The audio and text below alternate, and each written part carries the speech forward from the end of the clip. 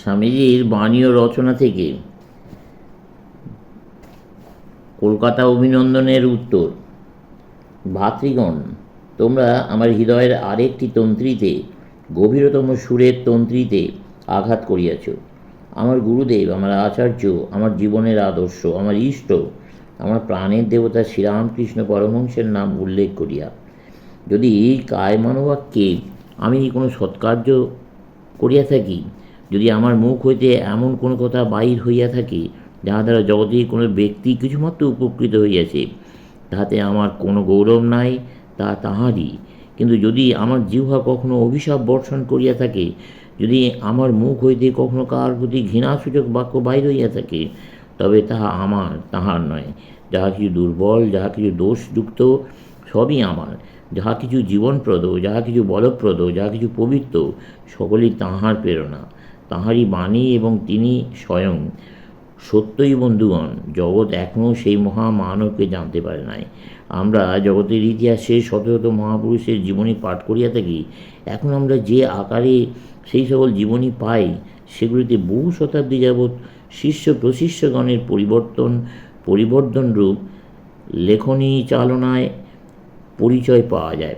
সহস্র সহস্র বৎসর যাবৎ প্রাচীন মহাপুরুষগণের জীবনচরিতগুলি ঘষিয়া মাজিয়া কাটিয়া ছাঁটিয়া মসৃণ করা হইয়াছে। কিন্তু তথাপি যে জীবন আমি সচক্ষে দেখিয়াছি, যাহার ছায়ায় আমি বাস করিয়াছি, যাহার পদতলে বসে আমি সব শিখিয়াছি, সেই রামকৃষ্ণ পরমহংসের জীবন যেমন উজ্জ্বল ও মহিমান্বিত, আমার মতে আর কোনো মহাপুরুষের জীবন তেমন নহে।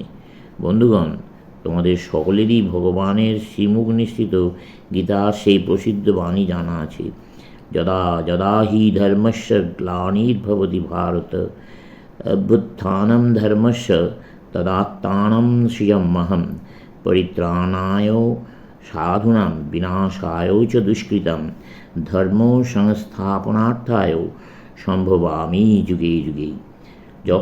যখনই ধর্মের গ্লানি ও অধর্মের অভ্যুত্থান হয়, তখনই আমি শরীর ধারণ করি সাধুগণের পরিত্রাণ, দুষ্টের দমন ও ধর্ম সংস্থাপনের জন্য আমি যুগে যুগে জন্মগ্রহণ করি।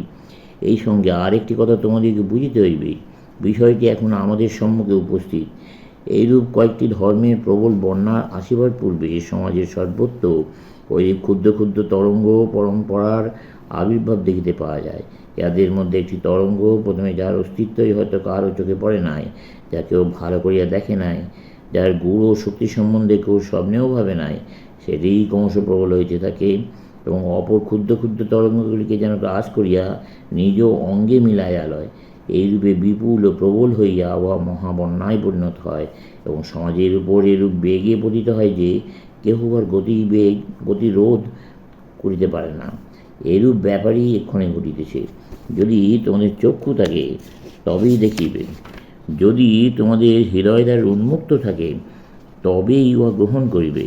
যদি সত্যানুসন্ধিৎসু হও, তবেই তাহার সন্ধান পাইবে। অন্ধ সে অতি অন্ধ, যে সময়ের সংকেত দেখিতেছে না, বুঝিতেছে না। দেখিতেছ না, সুদূর গ্রামে জাত দরিদ্র ব্রাহ্মণ পিতা মাতার এই সন্তান এখন সেই সকল দেশে সত্যই পূজিত হইতেছেন, যে সকল দেশের লোকেরা বহু শতাব্দী যাবৎ পৌত্তলিক উপাসনার বিরুদ্ধে চিৎকার করিয়া আসিতেছে।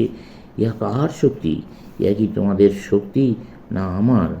না, ইহা আর কাহার শক্তি নহে।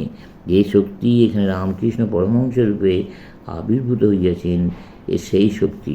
কারণ তুমি, আমি, সাধু মহাপুরুষ, এমনকি অবতারগণ সকলেই সমুদয় ব্রহ্মাণ্ডই শক্তির বিকাশ মাত্র। সেই শক্তি কোথাও বা কম, কোথাও বা বেশি ঘনীভূত, পঞ্জীকৃত। এখন আমরা সেই মহাশক্তির খেলার আরম্ভ মাত্র দেখিতেছি, আর বর্তমান যুগের অবসান হইবার পূর্বেই তোমরা ইহার অতি আশ্চর্য খেলা প্রত্যক্ষ করিবে। ভারতবর্ষের পুনরুত্থানের জন্য এই শক্তির বিকাশ ঠিক সময়ে হইয়াছে। যে প্রাণ শক্তি ভারতকে সর্বদা সঞ্জীবিত রাখিবে, তাহার কথা সময়ে সময়ে আমরা ভুলিয়া যাই। প্রত্যেক জাতিরই উদ্দেশ্য সাধনের কার্যপ্রণালী ভিন্ন ভিন্ন। কেহ রাজনীতি, কেহ সমাজ সংস্কার, কেউ বা অপর কিছুকে প্রধান উদ্দেশ্য অবলম্বন করিয়া কাজ করিতেছে। আমাদের পক্ষে ধর্মের মধ্যে দিয়া ছাড়া কাজ করিবার অন্য উপায় নাই। ইংরেজি রাজনীতির মাধ্যমে ধর্ম বোঝে, বোধহয় সমাজ সংস্কারের সাহায্যে মার্কিন সহজে ধর্ম বুঝিতে পারে, কিন্তু হিন্দু রাজনীতি, সমাজ সংস্কার ও অন্যান্য যাহা কিছু সবই ধর্মের ভেতর দিয়া ছাড়া বুঝতে পারে না। জাতীয় জীবন সঙ্গীতের এইটিই যেন প্রধান সুর, অন্যগুলি যেন তাহারই একটু বৈচিত্র্য মাত্র, আর ওইটি নষ্ট হইবার আশঙ্কা হইয়াছিল।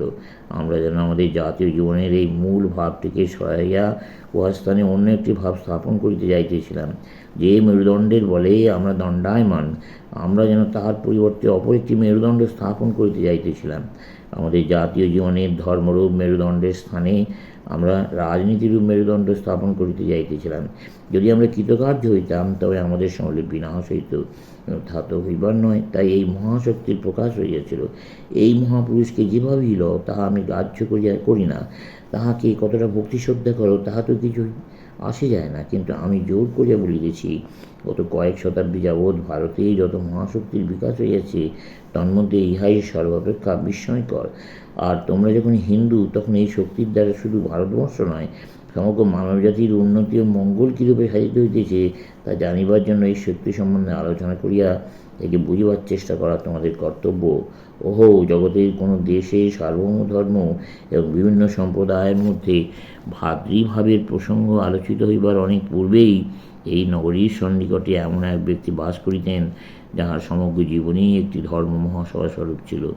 ভদ্রমহোদয়গণ, আমাদের শাস্ত্র নির্গুণ ব্রহ্মকেই আমাদের চরম লক্ষ্য বলিয়া নির্দেশ করিয়াছেন, আর ঈশ্বর ইচ্ছায় সকলেই যদি সেই নির্গুণ ব্রহ্ম উপলব্ধি করিতে সমর্থ হইতেন, তবে বড়ই ভালো হইত। কিন্তু তাহা যখন হইবার নয়, তখন আমাদের মনুষ্য জাতির অনেকেরই পক্ষে একটি সগুণ আদর্শ না থাকলে একেবারেই চলিবে না। এরূপ কোনো মহান আদর্শ পুরুষের প্রতি বিশেষ অনুরাগী হইয়া তাহার পতাকাতলে দণ্ডায়মান না হইয়া কোনো জাতিই উঠিতে পারে না, কোনো জাতি বড় হইতে পারে না, এমনকি কোনো কাজই করিতে পারে না। রাজনীতিক, এমনকি সামাজিক, বাণিজ্য জগতের কোনো আদর্শ পুরুষ কখনো ভারতের সর্বসাধারণের উপর প্রভাব বিস্তার করতে পারিবেন না। আমরা চাই আধ্যাত্মিক আদর্শ। উচ্চ আধ্যাত্ম সম্পদের অধিকারী মহাপুরুষগণের নামে আমরা সম্মিলিত হইতে চাই, সকলে মাতিতে চাই। ধর্মই না হইলে আমরা তাকে আদর্শ করিতে পারি না। রামকৃষ্ণ পরমহংসদেবের মধ্যে আমরা এমন এক ধর্মবীর, এমন একটি আদর্শই পাইয়াছি। যদি এই জাতি উঠিতে চায়, তবে আমি নিশ্চয় করিয়া বলিতেছি, এই নামে সকলকে মাতিতে হইবে। রামকৃষ্ণ পরমহংসকে আমি বা অপর যে কেউ প্রচার করুক, তাতে কিছু আসে যায় না। আমি তোমাদের নিকটে মহান আদর্শ পুরুষকে স্থাপন করিলাম, এখন বিচারের ভার তোমাদের উপর। এই মহান আদর্শ পুরুষকে লইয়া কী করিবে আমাদের জাতীয় কল্যাণের জন্য, তা তোমাদের এখনই স্থির করা উচিত। একটি কথা আমাদের স্মরণ রাখা আবশ্যক, তোমরা যত মহাপুরুষ দেখিয়াছ, অথবা স্পষ্ট করিয়াই বলিতেছি, যত মহাপুরুষের জীবনচরিত পাঠ করিয়াছ, তন্মধ্যে ইহার জীবন শুদ্ধতম। আর ইহা তো স্পষ্টই দেখিতেছ যে এরূপ অত্যদ্ভুত আধ্যাত্মিক শক্তির বিকাশের কথা তোমরা তো কখনো পাঠও করো নাই, দেখিবার আসলে দূরের কথা। তাহার তিরোভাবের পর 10 বৎসর যাইতে না যাইতে এই শক্তি জগৎ পরিব্যাপ্ত করিয়াছে, তা তো তোমরা প্রত্যক্ষই দেখিতেছ। চলবে।